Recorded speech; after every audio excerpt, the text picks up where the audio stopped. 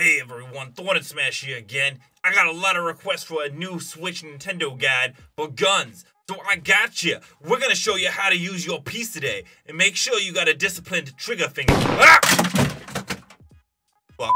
Hey guys, today I'm going to show you some of the best guns to use for Apex Legends on the Nintendo Switch because it is very different from the meta on other consoles and PC. Along with that, I'm going to go over some tips and tricks for movement and something that is very broken that I don't see enough players using that helps you get a ton of kills. I have to go over who was first, and that is Andy and Fudge Meltdown. What a combination of a name.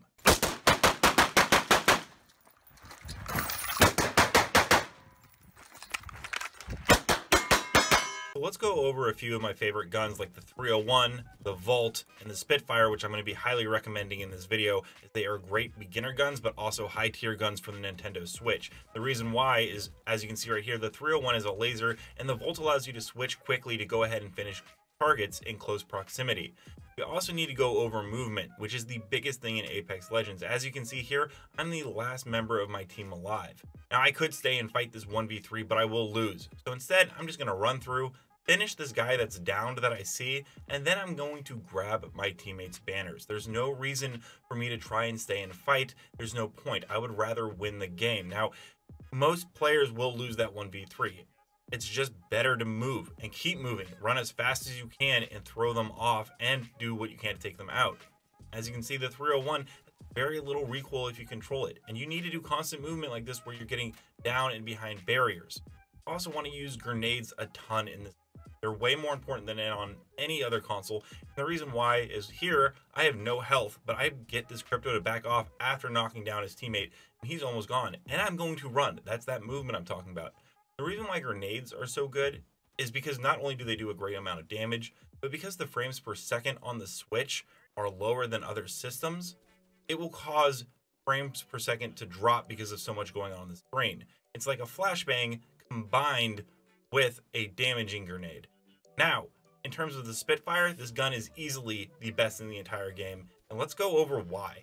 Now, the Nintendo Switch has some latency and lag input when you're using a controller. That's just the way the port works right now.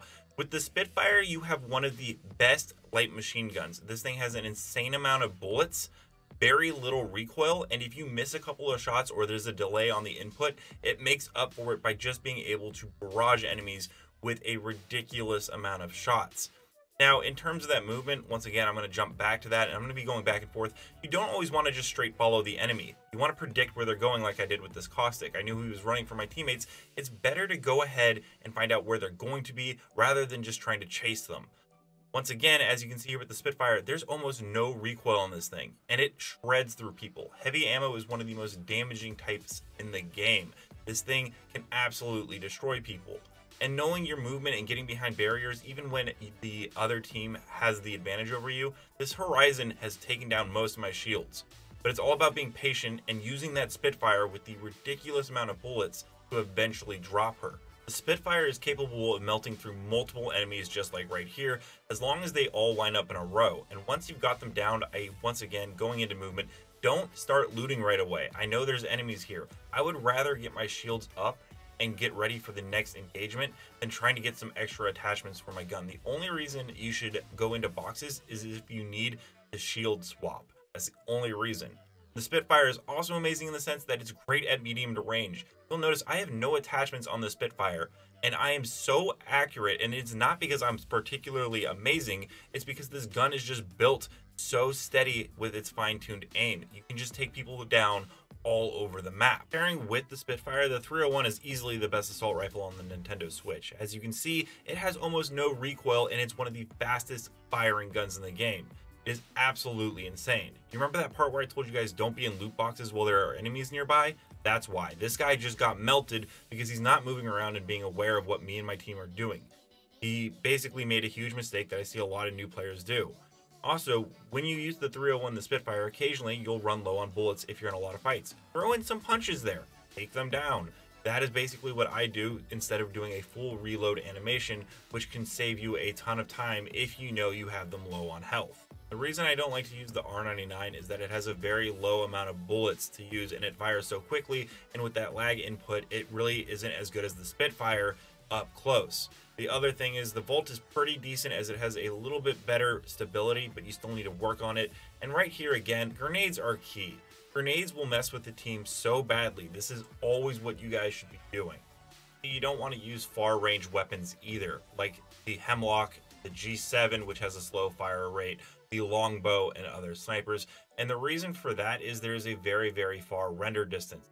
Sometimes you won't hit that shot, and with a little bit of lag, it can make sniping hard. Is that to say that it's impossible to do? No, not at all. You can definitely make snipers work in this game, but a far range assault rifle or a sniper that you're not planning to use at a medium range will actually be a detriment to you at some point or another, as one, it gives away your position while fighting, but also it's very hard to hit those targets as they lag in and out, and they are able to escape from your fire rate. At the end of the day, I think that the 301 and the Spitfire are the meta on the Switch. I would practice heavily with those guns as it's going to help you the most. And if you really want an SMG, the Volt, right here seen, can also be a great addition, but it can be very hard to finish off those kills.